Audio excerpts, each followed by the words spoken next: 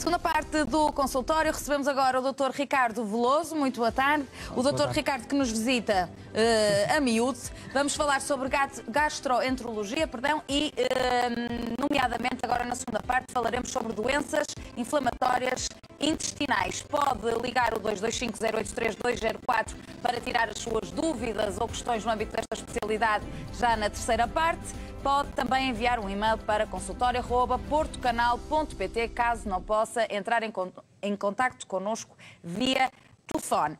Dr. Ricardo, as doenças inflamatórias intestinais acabam por estar associadas a outras patologias, podem ser isoladas, facilmente são confundíveis com pequenas indisposições e as pessoas vão passando à frente, vamos dizer assim, não olham para elas com a devida atenção. O que é que há que dizer aqui sobre este tipo de doenças? É tudo verdade e muito boa tarde e novamente obrigado pelo convite. Para falarmos aqui hoje, eu acho que hoje o importante não vai ser falar propriamente o que é que são, muito exaustivamente, o que é que são estas doenças inflamatórias intestinais. Acho que qualquer pessoa que já foi à internet ver alguns sintomas digestivos já vê lá o nome doença de Crohn, colite ulcerosa, mas claro que há um grande número de pessoas que têm estas doenças, que sabem, mas que imensas vezes têm muitas dúvidas sobre esta doença e não têm a capacidade de conseguir desmistificar isto com o médico. Acho que nós hoje o que vamos tentar tirar aqui alguns mitos, algumas ideias pré-concebidas deste tipo de doenças.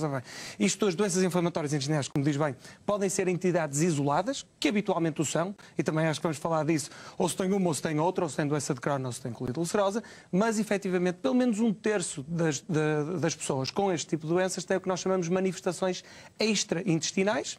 Ou seja, apesar de serem doenças do tubo digestivo, exatamente um terço destas pessoas vão ter manifestações fora do intestino que podem ou não estar associados com a atividade da doença. O que é isto, a atividade da doença? Estas doenças cursam naturalmente por melhorias e agravamentos ao longo do tempo.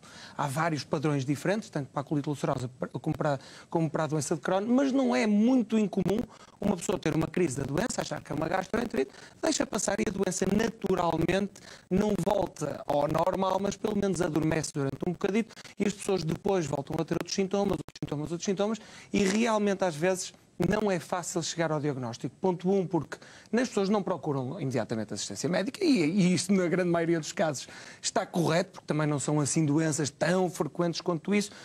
Andarão à volta das 20 pessoas, tanto para a colite ulcerosa como para a doença de Crohn, 20 por cada 100 mil habitantes.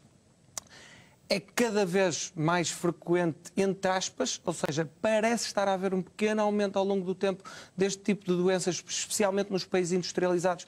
Mas ficamos na dúvida se é um aumento real ou se as pessoas têm mais acesso. Exatamente, têm mais acesso, procuram mais facilmente, vão mais facilmente ao Dr. Google.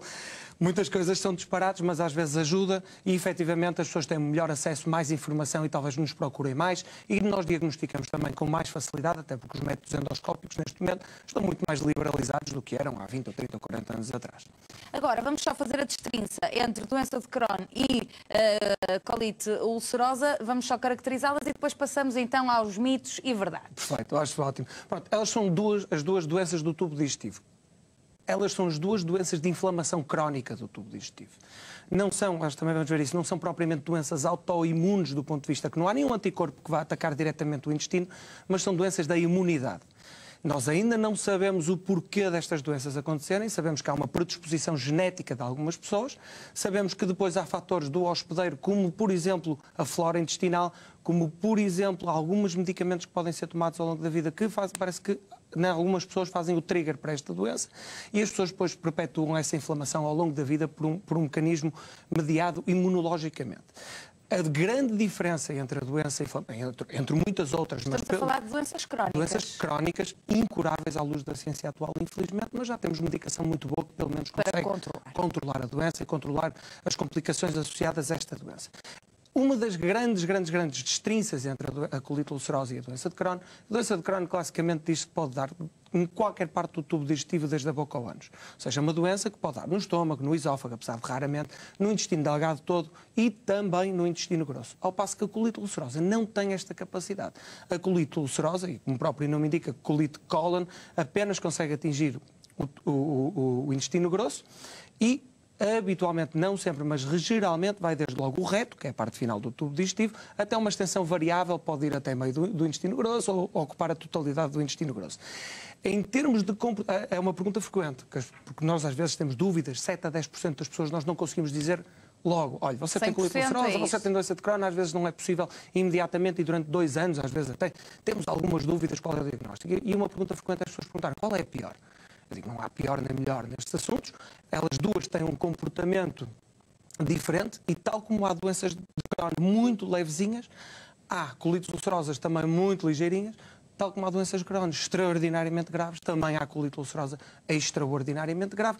Regra geral, a colite ulcerosa é mais fácil de controlar num estado inicial, mas isso não é verdade para todas as colites ulcerosas. Por isso, então, não há aqui verdades absolutas. Não há verdades absolutas, infelizmente. Tem que se ir ali equilibrando também medicações, não é? E às vezes não somos nós que decidimos, é o intestino da pessoa que decide o que é que nós temos que fazer a seguir e nós temos que andar sempre, nós fomos, nas últimas décadas, fomos passando de uma perspectiva de mais expectativa e de ver como uma doença se comportava, mas nós nos dias de hoje sabemos que isto não é correto. Nós devemos atacar-se, entre aspas, atacar no bom sentido, estas doenças em fases precoces, porque nós sabemos que se nós controlarmos a doença inicialmente vamos conseguir melhorar a qualidade de vida a longo prazo destas pessoas. Por isso temos assistido a uma alteração terapêutica e como nós abordamos estas doenças. Em todo caso, elas podem as duas provocar estas coisas que nós chamamos das manifestações extraintestinais. Elas tipicamente cursam com diarreia, às vezes com sangue, às vezes não. Em termos de sintomas e de qualidade de vida, elas podem ser exatamente sobreponíveis e retirar a mesma qualidade de vida, apesar da doença de Crohn, classicamente, cirurgia necessária mais vezes e isso pode reduzir a longo prazo a qualidade de vida. Mas não há uma melhor, não há uma pior. Elas são distintas, apesar de serem deste grupo grande, que são as doenças inflamatórias do intestino, e são as duas principais. Depois há umas menos frequentes, são as colites microscópicas, mas estas são as pessoas que quando vão à internet veem logo a doença de Crohn, especialmente, e depois a colite ulcerosa. Muito bem. Agora vamos tentar desmistificar aqui então alguns dos mitos associados a estas patologias. Uma delas é, pelo facto de serem doenças que se ouvem falar mais agora, e estávamos a falar disso há pouco, será que estas doenças são doenças muito recentes ou apenas descobertas há alguns anos e por isso se ouve falar tanto delas agora? Exatamente, e é falso totalmente. Isto é uma das ideias que as pessoas têm. As pessoas pensam que isto é uma coisa muito recente e que nós só agora é que estamos a descobrir estas doenças. A primeira descrição da colite ulcerosa vem já desde 1975 e depois o termo vem de 1888. O termo colite ulcerosa, por um investigador que se chamava o Sir Witts, que era um inglês. A doença de Crohn, como nós a conhecemos, primeiro não se chamava doença de Crohn, chamava-se ileite terminal. Ileite é a inflamação do intestino delgado da parte final, mas causava confusão porque lá está, pode provocar inflamação em qualquer parte do tubo digestivo, por isso ileite era um nome incorreto e terminal fazia com que as pessoas pensassem que a doença era terminal, o que não é verdade. Então, 3 investigadores, Crohn, Oppenheimer e Ginsberg, e é um acaso chamar-se doença de Crohn, porque foram estes 3 investigadores que cunharam este termo, e depois, por uma questão meramente alfabética, chamou-se doença de Crohn. Os outros 2 investigadores estão negligenciados, mas são tão ou mais importantes. E esta investigação vem de 1932. Ou seja, nós não conhecemos esta doença ontem, não conhecemos há 10 anos, já a conhecemos há muito tempo. O problema é que é uma doença altamente complexa. São doenças complexas, poligenéticas. E que requerem estudo prolongado no tempo, não é? Muito prolongado no tempo, envolvem muitos ajustes terapêuticos. Nós, apesar de tudo que já temos até à data de tratamentos eficazes para estas doenças, infelizmente estamos ainda longe, muito infelizmente ainda estamos longe de ter uma cura para estas doenças. Portanto, não é uma questão de se terem descoberto recentemente, é mais uma questão de haver todos os dias cada vez mais informação e as pessoas terem mais acesso, graças a Deus, aos diagnósticos. Agora, outro dos mitos, a colite ulcerosa e a doença de Crohn são a mesma coisa? Eu posso ter as duas ao mesmo tempo? Exato, já falámos um bocadinho sobre isto. E não, ou se tem uma ou se tem outra, mas lá está, por vezes, e isto causa um bocadinho de confusão aos doentes, porque nós às vezes dizemos que é uma e depois, algum tempo depois, estamos a dizer, olha, afinal tem outra. E isto porque, efetivamente, a doença de Crohn, como pode também atingir o intestino grosso, podemos pensar que é uma colite ulcerosa. E depois, ao longo do tempo e pela evolução da própria doença, dizemos, olha, afinal, peço desculpa, não é uma colite ulcerosa, é sim uma doença de Crohn. Mas portanto, tem uma ou tem outra. Portanto, esta afirmação é falsa. Falsa.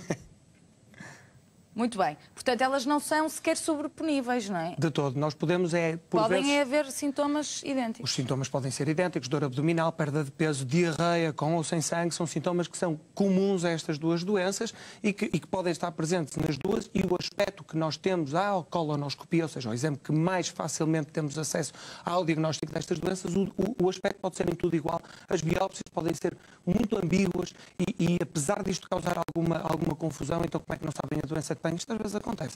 E causa-nos também angústia a nós.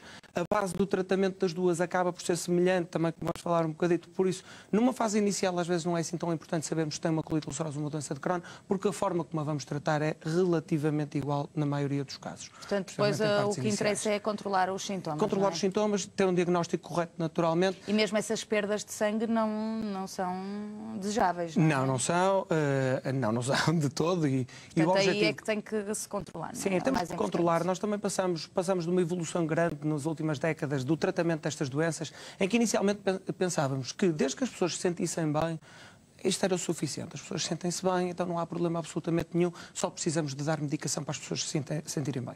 Nós sabemos hoje que isso não é verdade. E sabemos que temos que atingir uma melhoria em todos os aspectos, seja a nível da qualidade de vida, seja a nível das análises, seja a nível da endoscopia. Ou seja, vamos lá ver e ver que está tudo cicatrizado. Mesmo que a pessoa se sinta bem, vocês querem ver que está tudo melhor. Exatamente, porque nós sabemos que se o intestino estiver cicatrizado, isto a médio e longo prazo traz imensos benefícios na vida da pessoa e muitos benefícios também em termos do controle da doença. Por isso nós estamos cada vez mais invasivos, entre aspas, mas cada vez estamos a conseguir proporcionar uma melhor qualidade de vida às pessoas. Muito bem. Outra das afirmações é: estas doenças podem provocar alterações noutros órgãos que não o intestino e, infelizmente, pelas palavras que disse há pouco, arrisca dizer que é verdadeiro, não é? Exatamente. Esta, se calhar, é a única verdadeira que vamos ter hoje. E pode. 1/3 das pessoas têm manifestações extraintestinais.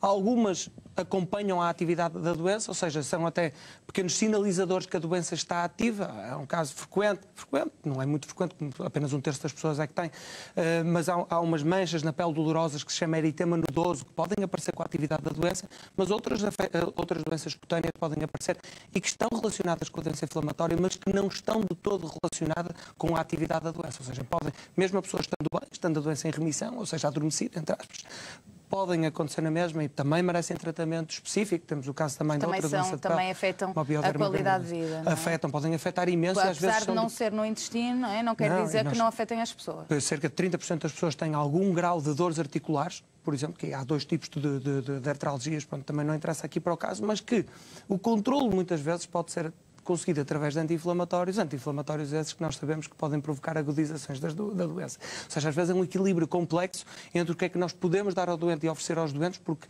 essas dores articulares por vezes provocam uma maior redução na qualidade de vida das pessoas, porque acordam com dores, vão tendo dores ao longo de vida, têm limitação funcional, do que o facto de irem 1 ou 2 vezes ou 3 vezes ao quarto banho por dia. E às vezes é complicado, nós conseguimos, muito complicado, às vezes nós conseguimos controlar. Aqui, então, cada caso é mesmo um caso. Cada caso é um caso. É uma coisa importante. Convém haver ali também um bom diálogo, não é? Exatamente. É fundamental. As pessoas às vezes, como acham que não têm, que não é do foro da gastroenterologia, não falam nada.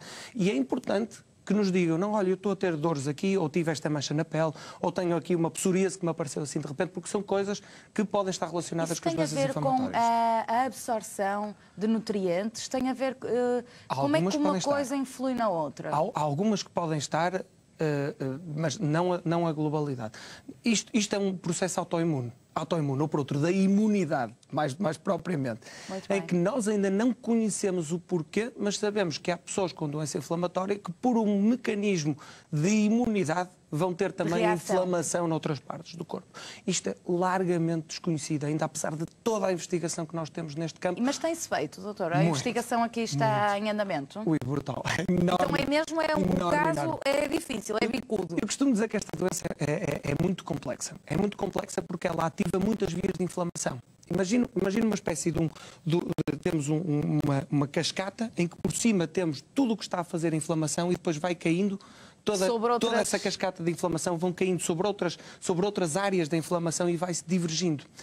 E nós, o problema é que quando tentamos bloquear tudo cá em cima, não é uma boa ideia, porque aí vamos expor os doentes também a muitos efeitos laterais. Então o que é que nós estamos a tentar agora? Estamos a tentar ser seletivos ao nível desta cascata, ir tentando lá mesmo quando elas estão no final, tentar bloquear isso, tentar bloquear a nível do intestino mesmo.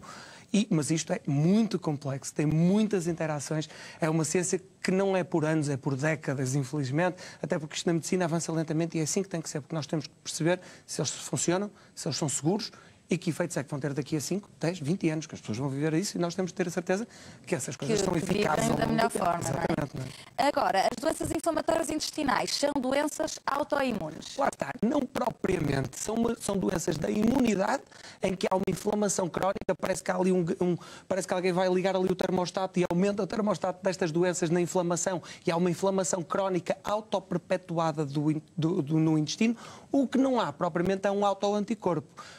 Pronto, as pessoas já ouviram falar, por exemplo, na tiroidite autoimune, mesmo no lúpus, que são doenças clássicas autoimunes em que nós sabemos que há um autoanticorpo que vai atacar certas células. Aqui não acontece propriamente isso. Há um trigger qualquer, há ali um gatilho que faz com que haja uma maior inflamação que depois é autoperpetuada. Isso sim, por um mecanismo imunológico, mas não propriamente autoimune. Muito bem. Agora, as doenças inflamatórias intestinais... a doença inflamatória intestinal e síndrome do intestino irritável são doenças distintas. Completa e totalmente distintas, só que cá pode haver uma sobreposição dos sintomas, o que cria muita dificuldade. Ainda estamos naquela parte do tema que falámos há pouco, não é? Exatamente, também e do intestino irritável, que nós falámos, e o intestino irritável é muito mais frequente que a doença de Crohn. Só que os sintomas podem ser exatamente iguais, dor abdominal e diarreia. Ato contínuo, o que é que toda a gente faz? Internet, Dr. Google, diarreia, dor abdominal. Doença de Crohn. Mas isso do Dr. Google, a mim faz muita confusão, doutor. Diga lá para casa a mensagem que quer passar. Eu acho que é habitual, eu acho que é normal as pessoas irem à internet por tudo e por mais alguma coisa. E acho natural que o façam com os sintomas. Acho que têm que ser críticos com a informação que vem, porque... Não há nada melhor mesmo que ir ao médico. Não há nada pelo menos a tirar as dúvidas, porque senão as pessoas vão aterrorizadas, acham que têm uma doença grave, muito mais grave do que é que têm. E o intestino irritável, lá está, uma doença do funcionamento do tubo digestivo. Ele intrinsecamente está normal, nós fazemos uma colonoscopia e dizemos uma coisa que eu evito dizer... Mas depois também têm muito medo da colonoscopia. Bom, mas isso já são outros problemas. E é isso que temos que explicar também lá para casa, que isso já não é assim. Não, a colonoscopia faz com sedação, a sedação não aumenta os riscos da colonoscopia. Uma sedação que ouvi dizer também até muito agradável. Super agradável, as pessoas dormem. Aliás, eu acho que mais de metade dos doentes que fazem colonoscopia acordam a perguntar: será que eu posso levar um bocadinho disto para casa? Que é para dormir melhor, ter um sono confortável, acordam sem dores, acordam tudo bem. O risco de complicações associadas às colonoscopias, apesar de naturalmente existirem, é extraordinariamente baixo, muito baixo. Talvez haja uma perfuração em cada 10.000 colonoscopias, ou seja, isto é muito, muito baixo. Não é por isso, não há que ter medo, as colonoscopias são importantes, claro que não são para fazer a torta e a direito, mas nas pessoas em que há dúvidas, especialmente se temos dúvidas se é um intestino irritável, se é uma doença inflamatória, a colonoscopia é fundamental. Outra coisa apenas é que as pessoas com doença de Crohn, especialmente, têm mais intestino irritável. E às vezes é muito difícil perceber se os sintomas são por causa do funcionamento do tubo digestivo ou se alguma coisa está mesmo mal a nível orgânico, como existe nas doenças inflamatórias intestinais. Em todo caso, são duas doenças distintas, não têm nada a ver, e quem tem intestino irritável não precisa ter uma doença inflamatória e o contrário também é verdade. Agora, apesar daquilo que disse há pouco, os tratamentos para as duas doenças são iguais, por isso não interessa qual doença tem. Exato, não é verdade. Apesar de haver uma base comum, porque há uma base comum também para estas doenças, ou seja, elas partilham uma base imunológica que nós ainda não compreendemos na totalidade, mas sabemos que há aqui qualquer coisa a nível da nossa imunidade que fica desarranjada e começa a inflamar. Não são iguais, especialmente a nível da colite ulcerosa, nós conseguimos ter a grande maioria dos doentes em remissão com medicamentos específicos, que é a mesalazina, que é um medicamento tópico. Eu costumo dizer aos doentes, para simplificar, que é um anti-inflamatório que só atua a nível local do intestino. Ou seja, as pessoas, pode ser por via tópica, por via anal ou por via oral, mas ele contacta no intestino, retira um bocadinho a inflamação e a maioria das colites ulcerosas nós conseguimos controlar adequadamente com este tipo de medicação, o que não acontece com a doença de Crohn. Na doença de Crohn, este tipo de medicamentos são largamente ineficazes, apesar de nós por vezes darmos, mas em casos muito específicos, mas regra geral, uma doença de Crohn que esteja cronicamente ativa, nós precisamos de outro tipo de medicamento, ou seja, É importante sabermos quais são as duas doenças, é importante saber a localização da doença, é muito importante saber a atividade. Não é, como dizem os ingleses e os norte-americanos, one size fits all. Não é tamanho único, não é tratamento único.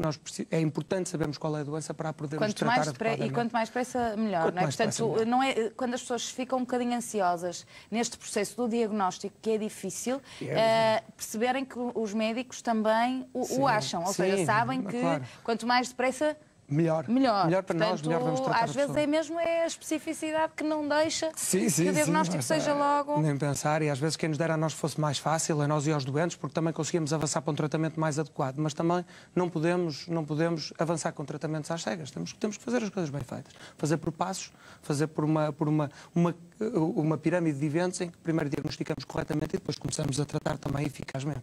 Agora, será que é verdade que os tratamentos utilizados são tão agressivos que mais vale a pena não fazer nada? Esse é outro dos mitos que as pessoas têm, que a maioria das pessoas com doença inflamatória intestinal têm, que é isto faz tão mal, eu li as bulas dos medicamentos, isto é horrível, isto vai-me fazer tão mal. Não, isto é falso. Tudo na medicina e tudo na vida é uma relação de custo-benefício. Em que nós conhecemos os custos e conhecemos os benefícios. O que eu posso dizer é que na enormérrima maioria das pessoas e na enormérrima maioria dos casos, os benefícios são sempre superiores aos custos. Se me perguntam, há efeitos laterais potenciais? Isso é outra coisa. As pessoas dizem as contraindicações. Não são contraindicações, são efeitos laterais possíveis. E os efeitos laterais são possíveis, não são universais. Qualquer pessoa que toma aquele medicamento não vai universalmente ter um efeito lateral. Pode vir a ter. Senão, mal era, senão estávamos a fazer muito mal a todas as pessoas e não é assim que isso acontece. Os medicamentos não são agressivos, os medicamentos são os necessários para nós conseguirmos controlar a doença. Em algumas pessoas são medicamentos mais simples, com menos efeitos laterais possíveis. Infelizmente, noutros precisamos de ser um bocadinho mais agressivos, porque a doença também o é. Então nós temos que lutar com as mesmas armas que a doença luta, que senão vamos perder inevitavelmente. E o risco de termos uma doença cronicamente ativa é muito superior a darmos um medicamento com potenciais efeitos laterais. E até porque estamos sempre a monitorizar e estamos sempre em cima do assunto. Pelo menos devemos estar, agora, uma pergunta muito que pedia-lhe que fosse breve na resposta, mas gostava de só informar.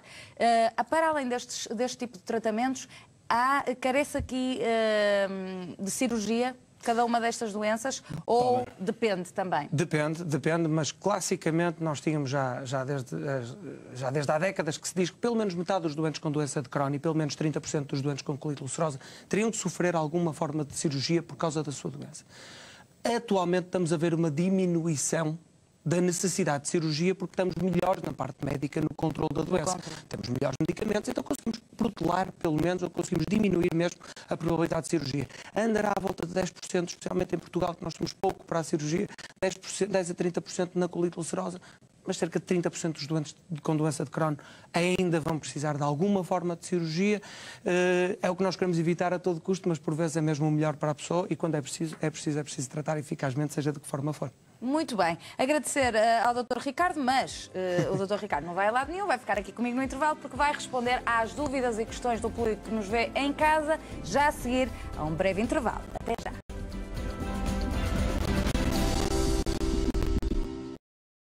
A minha pergunta é muito simples. Diga. Eu tenho constantemente muitos gases. Já fiz todas as dietas e mais algumas. Agora resolvi comer de tudo, tanto como massagem, como tudo.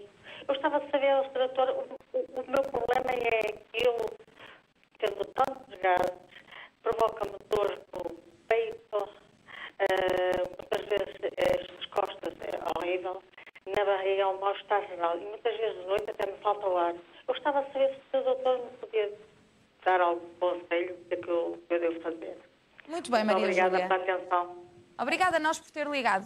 Doutor Ricardo. Fica a ouvir ou desliga? Não, fica a ouvir, Júlia, porque o doutor Ricardo pode ter alguma questão para lhe fazer, está bem? Certo, muito obrigada. Vamos ouvir. Obrigada. Olá, Dona Júlia, muito boa tarde. Muito obrigado. Muito obrigado por ter ligado. Olha, o seu problema, e infelizmente é um dos problemas que nós mais temos nas consultas de gastroenterologia, e é o problema dos gases. E é um problema que, à partida, parece uma coisa que é tão fácil, mas às vezes é muito difícil de controlar e às vezes é muito difícil nós conseguirmos até ajustar qual é a medicação que podemos dar às pessoas para as ajudar. Olha, o que eu lhe posso dizer é que há sempre uma influência da alimentação. Às vezes o que é complicado é tentar perceber ao que é que a pessoa tem essa intolerância e porque é que provoca muitos gases. Mas nunca é má ideia ou falar com um gastroenterologista, ou melhor ainda, ter uma consulta de nutrição, porque por vezes mesmo alterações do trânsito intestinal e por vezes pequenas alterações na dieta, não vou dizer que lhe vão eliminar totalmente os gases, mas podem fazer aquela diferença para que os sintomas não sejam tão agressivos. Depois nós sabemos cada vez mais que a flora intestinal tem alguma influência a nível disto dos gases. É uma questão também de falar com o seu médico, fazer algum tempo de probióticos, que há muitos no mercado, uns melhores, outros piores, mas fazer algum tempo de probióticos e ver se melhora. Naturalmente que isto, o intestino irritável, a ansiedade, parece esquisito, mas também agravam, não propriamente a quantidade de gases, mas parece estranho, mas altera a forma como os gases se distribuem no nosso tubo digestivo e isso pode provocar um bocadinho mais de sintomas. Por isso, controle da ansiedade, melhoria da dieta, fazer algum probiótico. Depois há sempre alguma medicação que pode ser utilizada a nível dos gases, como o carvão vegetal, também o simeticone, que é o Aeroom, mas cujos resultados, digo-lhe já, que são normalmente insatisfatórios. Mais vale investigar corretamente, perceber se não há nenhuma doença que esteja por trás. Às vezes coisas tão simples como a intolerância à lactose ou à frutose podem provocar esse tipo de sintomas e são simples de resolver. Mas fale com o seu médico de família, fale com um gastroenterologista, vá a um nutricionista. Ficar a 100% dos gases é sempre um bocadinho complicado, mas melhorar é sempre possível, naturalmente. Muito bem, Júlia, penso que ficou esclarecida. Vou agora ler um e-mail, Dr. Ricardo, de Filipe Santos, que nos enviou um e-mail e penso que tem a ver com a doença de Crohn, porque está no assunto. Tem uma espondilite anquilosante há 15 anos e uma doença rara, hemoglobúria paroxística noturna. Paroxística noturna. Há 3 anos. E agora, há 6 meses, luto com a doença de Crohn. Com infliximab. Okay. Não apresento melhoras. Há alternativa? Obrigada. Olá, Filipe. E pronto, essas espondiloartropatias, como a espondilite anquilosante, podem estar, não estão sempre, mas podem estar associadas à doença inflamatória. E estão associadas até a um aplótipo. Pronto, o HLA-B27 é o normal nestas situações. Há alternativas, naturalmente, ao infliximab. O infliximab costuma ser... Estamos a falar de uma medicação? É que nós chamamos globalmente por terapêutica biológica. O que eles fazem é bloqueiam uma cascata da inflamação, que é uma coisa chamada TNF, que é Tumor Necrosis Factor, que é um dos principais agentes da inflamação no nosso corpo. Então, esta medicação consegue bloquear, não totalmente, mas em grande parte, a produção destas substâncias que são pró-inflamatórias. Agora, o infliximab, quem nos dera a nós que curasse todas as doenças crónicas, quem nos dera a nós que curasse todas as espondilites anquilosantes. Não. Mesmo nos estudos iniciais, temos um controle de cerca de 40% a 60% da doença com o infliximab, isto pelo que nós falamos.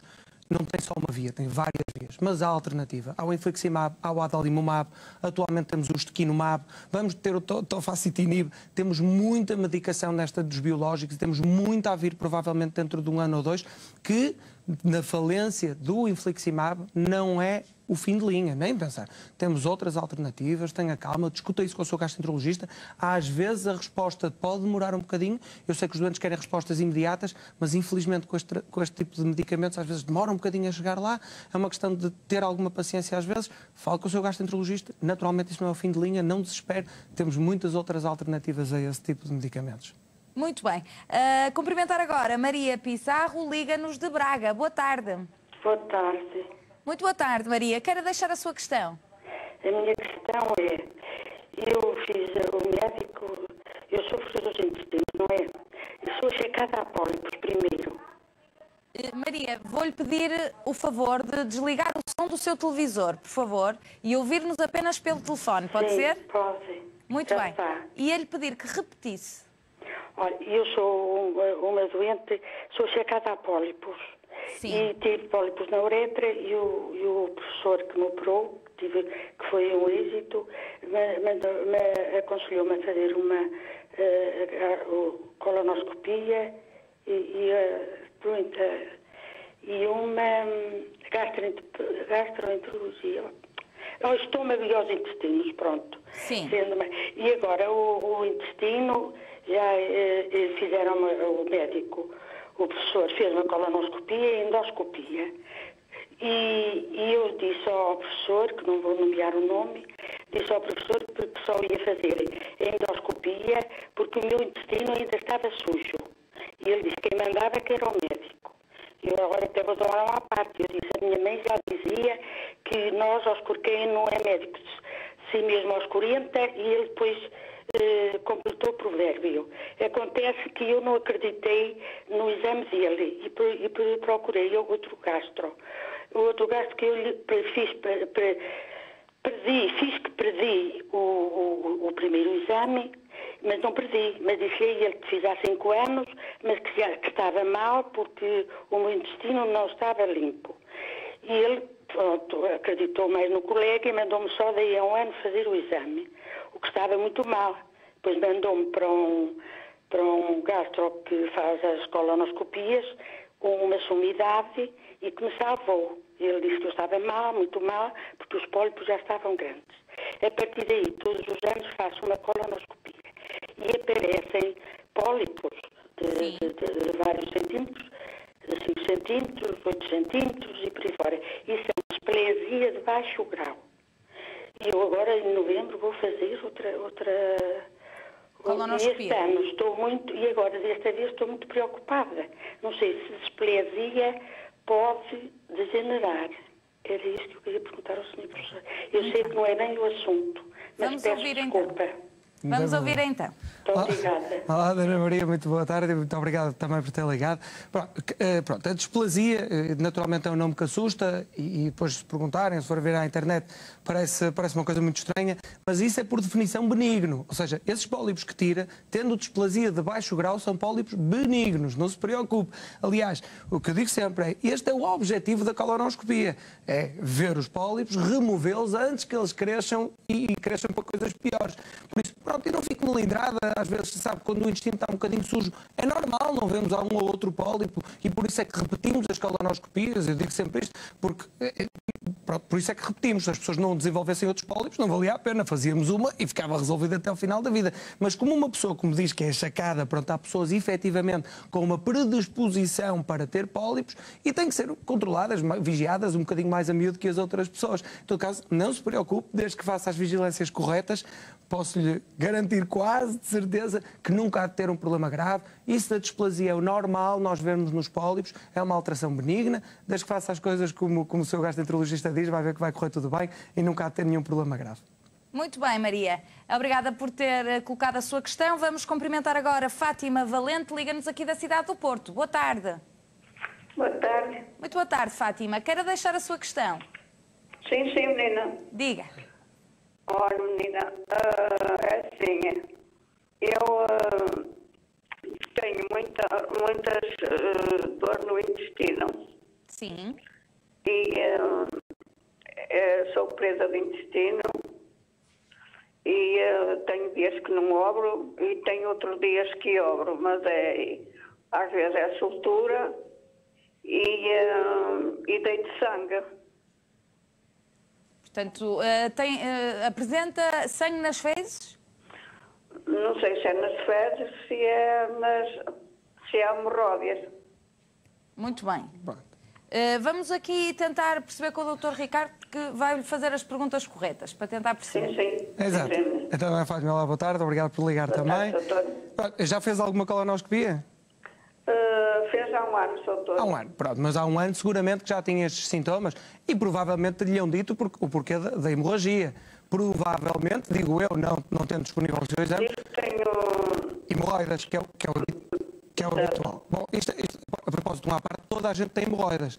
Não há umas pessoas com hemorroidas e outras com não. O que acontece é que pessoas que são presas do intestino, pelo ato de forçarem quando vão ao quarto de banho e pelas fezes duras a passar no canal anal, acabam por as hemorroides ficar um bocadinho assim, inflamadas, não é propriamente, mas vamos dizer que é assim, e podem sangrar. E é tipicamente um sangue vermelho vivo que pinga na sanita, que, apesar de ser desagradável e as pessoas não gostam, em termos clínicos não tem habitualmente uma relevância grande. Bom, isto das dores que têm e da obstipação que têm, pronto, é mesmo assim, há pessoas que, apesar do intestino estar bem, ou seja... Desculpa, eu faço a minha comida, eu não como legumes. Pronto, pois, eu já ia chegar aí. Eu já ia chegar aí. Eu não posso engolir. Não pode, pronto, não pode engolir legumes? vomito tudo. Ok. Estou com o pâncreas inflamado. O pâncreas. O pâncreas, mas o O pâncreas... estômago. A dona Pois, mas é a conclusão da alimentação. Pois, a dona Fátima, pronto.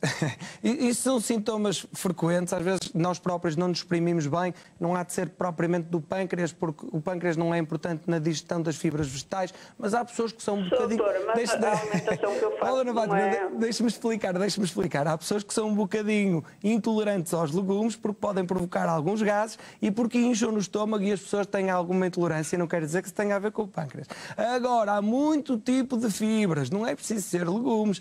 Grande maioria das obstipações são erros alimentares. As pessoas não bebem água suficiente e não comem fibras suficientes. Mas as fibras vão desde os legumes, à fruta, à linhaça, ao goji, à chia. Ou seja, é uma questão de se informar qual é a melhor dieta para si. E depois temos múltiplos outros medicamentos que conseguem ajudar no tratamento dessa prisão de ventre, dessa obstipação.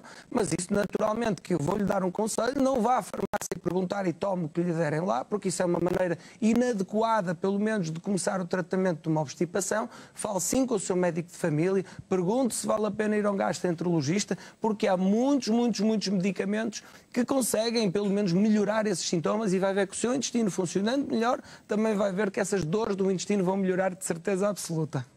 Muito As bem. melhoras. Agradecemos à Fátima ter colocado a sua questão. Vou agora ler mais um e-mail que nos chegou. De resto, o e-mail anterior, o autor do e-mail anterior, Filipe Santos, já mandou um e-mail a agradecer ao Dr. Ricardo e ao programa Consultório ao Porto Canal.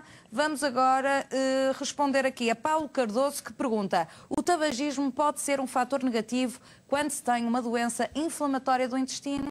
Excelente pergunta, muito obrigado por ter feito essa pergunta, é uma excelente pergunta. Primeiro, o tabaco faz mal a tudo. Pois, quer dizer, isto aqui já começa a ser já quase... mais vale gravar e vamos aqui todos os dias, em todas as patologias. Eu sou um antitabagista primário, acho que faz mal tudo. Eu digo sempre aos doentes que começam a fazer mal na carteira e depois faz ao corpo todo. É curioso que na doença inflamatória intestinal temos, isto é uma das distinções entre a colite ulcerosa e a doença de Crohn, em que por motivos que nós também não compreendemos, mas é uma história relativamente frequente. Alguém que fuma, para de fumar e a colite ulcerosa aparece. Pronto, isto é inexplicável. É estranhíssimo, inexplicável. Mas o que é que nós sabemos? É que depois as pessoas dizem, então vou começar a fumar. Péssima ideia. Porque o que nós sabemos também é que, apesar de, por motivos que desconhecemos, poder controlar um bocadinho a doença na colite ulcerosa, o que nós sabemos é que não chega para controlar totalmente a doença e, pior do que isso, pode aumentar o risco de cancro do cólon e aumenta o risco dos outros cancros todos. Por isso, nenhum doente com colite ulcerosa deve fumar para controle da colite ulcerosa. Isto é fundamental. Mesmo que lhe digam, até a doença até fica mais controlada. Falso. Falso, porque não chega para controlar a doença na totalidade e o efeito deletério, maligno do tabaco é muito sobrepõe-se francamente a qualquer tipo de pequeno controle que possa ter na colite ulcerosa. Na doença de Crohn, é um fator fundamental de agravamento da doença. E isto nós sabemos há imenso tempo. É fator para precisar de mais cortisona, é fator para precisar de mais cirurgias, é fator para depois da cirurgia a doença voltar mais rapidamente e é fator para agravamento contínuo e para doença contínua. Ou seja, eu quase que imploro aos meus doentes com doença de Crohn, têm que parar de fumar. Tem que parar. Nós podemos ajudar em muita coisa, podemos ajudar em tudo o que for necessário, damos a medicação que for necessário, mas se as pessoas com doença de Crohn continuam a fumar, eu dou sempre o mesmo exemplo, que é a mesma coisa com as pessoas terem um balde nas mãos, nós estamos a pôr água por cima e elas estarem a fazer furinhos por baixo. Nós nunca vamos conseguir encher o balde. E se pararem de fumar, se calhar aqueles furinhos que eles vão pondo até os tapam e nós conseguimos melhorar e conseguimos dar uma melhor qualidade. Por isso, fumar, especialmente para quem tem doença de Crohn, é o pior que pode fazer. É mesmo assim. Muito bem, portanto penso que respondemos certeiramente. Vamos cumprimentar agora Maria Almeida, liga-nos de Grijó. Boa tarde.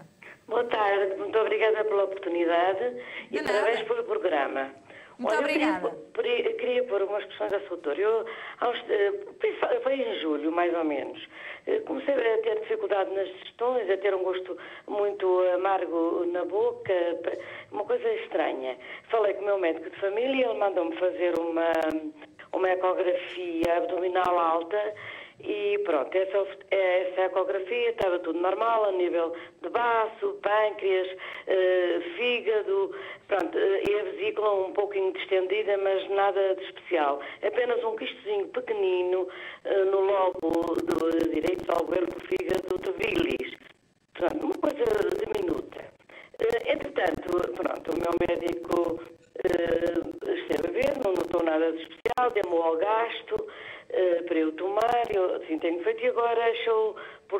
porque eu continuo a sentir assim uma impressão esquisita, mandar-me fazer uma endoscopia.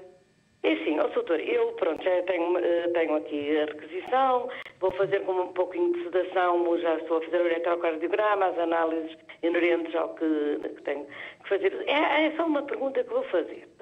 E a sensação que eu tenho é que tenho um corpo estranho, que me sobe às vezes pelo esófago, que me vai ao lado direito, que me vai ao lado esquerdo, que me vai ao estômago e que me causa um mal-estar esquisito. Não sei se isto está relacionado com alguma coisa de estômago e eu peço licença. E às vezes, quando isso me acontece, que dou um arroto, e eu peço desculpa, parece um arroto mal cheiroso, esquisito, não sei o que é que se passa. Pronto, vou fazer a endoscopia, mas uma vez que estavam com esta especialidade, eu tomei a liberdade então de falar com o doutor.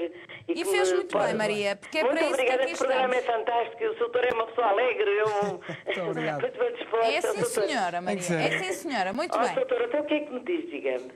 Muito obrigado, Doutor Maria, Ricardo. obrigado por ter ligado. Eu digo sempre que as pessoas já vão chateadas ao médico, se nós estamos de cara feia, as pessoas ainda ficam mais Pior chateadas, ainda, não é? porque senão vale a Como em pena. tudo na vida, não é, doutor Exatamente, como Ricardo? tudo na Muito vida, mais, se fizermos as coisas profissionalmente, mas com alguma alegria, acho que toda a gente fica feliz. Pronto, o que disse primeiro dos quistos, não se preocupe, 20 a 30% das pessoas têm quistos, isso não tem mal absolutamente nenhum e não provoca sintomas, a não ser que sejam enormes e mesmo assim, alguns nem muito grandes provocam sintomas e é algo benigno que não tem que se chatear.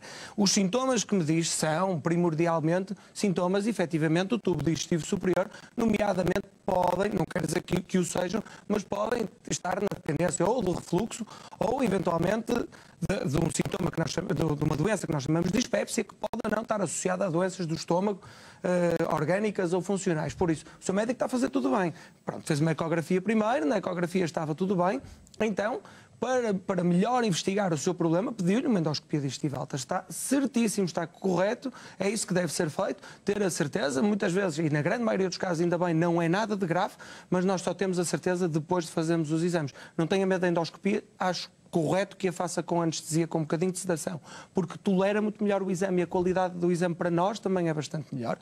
Vai ver que é um exame simples, vai ver que vai acordar super bem disposta e vai ter pelo menos mais um bocadinho de respostas na investigação dos seus sintomas. Esses sintomas às vezes são um bocadinho chatos, especialmente quando vem um gosto amargo à boca, pode ser do refluxo, pode ser de outras situações, mas é fundamental fazer endoscopia digestiva alta, ter a certeza do que é que se passa, também para depois o seu médico familiar conseguir aconselhar e medicar melhor, naturalmente. Corra tudo bem, vai ver que vai estar tudo bem, não vai ser nada de grave.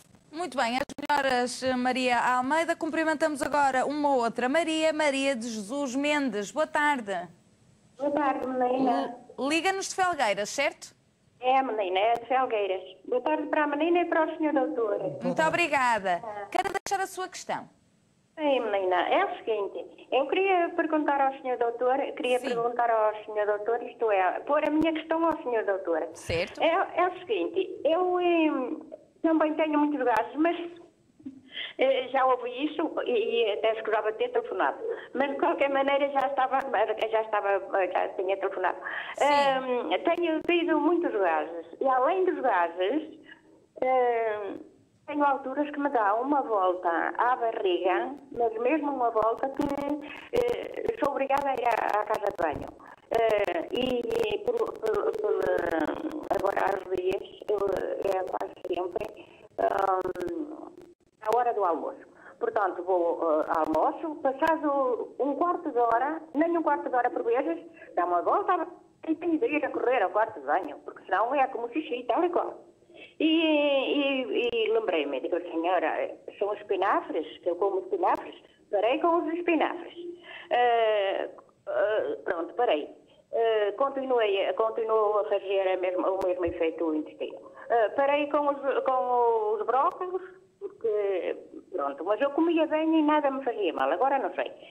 Já tentou controlar pela alimentação e não passou, é isso? Não, menina, eu lembrei-me que fosse da alimentação. Os gases, diga por favor. Maria, vai desligar o volume do seu televisor, está bem? Não tenho ligado. Muito bem.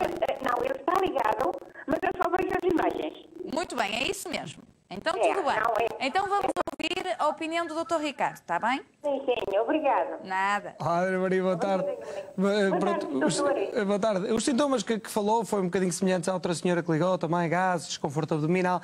Na maioria dos casos, isso tem a ver com também um tema que já falámos aqui num consultório anterior, que é do intestino irritável, e especialmente essa coisa de comer e ir ao quarto de banho, é algo que acontece nas pessoas com intestino irritável, que é o reflexo gastrocólico. Isto é um reflexo que existe em toda a gente, mas nas pessoas com intestino irritável ele está um bocadinho aumentado. Então as pessoas comem e sentem necessidade de ir ao quarto de banho, é como diz, com alterações do trânsito, mais para a diarreia, e às vezes têm mesmo que ir, e por isso é que o intestino irritável não é assim uma doença tão benigna como se diz, porque retira a qualidade de vida, porque as pessoas têm que ir ao quarto de banho. Se não tiverem um quarto de banho disponível, vê-se na iminência ter uma incontinência fecal, o que é algo socialmente altamente desagradável, como devemos imaginar. O que não é uma doença grave do ponto de vista que não provoca cancros nem nada disso. Em todo o caso, a partir dos 50 anos, na presença deste tipo de sintomas, é fundamental fazer uma colonoscopia. Isto porque o intestino irritável, apesar de ser uma doença por si só, pode estar associado a outro tipo de doenças, por isso, se ainda não fez uma colonoscopia, está na altura de provavelmente falar com o seu médico de família sobre isso. De resto, sendo apenas, entre aspas, o intestino irritável, a alimentação é importante, só que às vezes é complicado perceber qual é o alimento tal como está a fazer e é alguma evolução normal. É por tentativa e erro, É tentativa e erro na maioria das pessoas, se bem que tal como dissemos também há uns que são comuns a muita gente, como por exemplo o leite, como por exemplo a frutose em excesso, mas há muitas outras coisas que podem provocar este tipo de sintomas. Também há medicação para tentar ajudar neste tipo de sintomas e lá outra vez isto da história dos probióticos, da flora intestinal. Nós sabemos que isto tem importância, sabemos que ainda vai ter mais importância no futuro, mas fale com o seu médico, fazer um ciclo deste tipo de medicação durante algum tempo ajuda um bocadinho nos sintomas. A ansiedade é fundamental, controlar a ansiedade. Não é que a ansiedade provoque este tipo de doenças, mas aumenta-as muito. Então, a ansiedade está sempre ligada, pelo menos, a estes sintomas um bocadinho mais chatos e nisso é fundamental tentar controlar a ansiedade. Muito bem. E é uma boa forma de controlar a ansiedade, é saber um pouco mais e estar bem diagnosticado. Claro que sim. Agradecer à Maria de Jesus o telefonema, agradecer também ao Dr. Ricardo Veloso. Tínhamos muito mais chamadas, infelizmente o nosso tempo também é limitado. Obrigada e até a uma próxima oportunidade. Nós voltamos amanhã às 15h30, falaremos sobre implantes unitários no âmbito de medicina dentária e vamos também ter a oportunidade de assinalar o Dia Mundial da Diabetes. Até amanhã.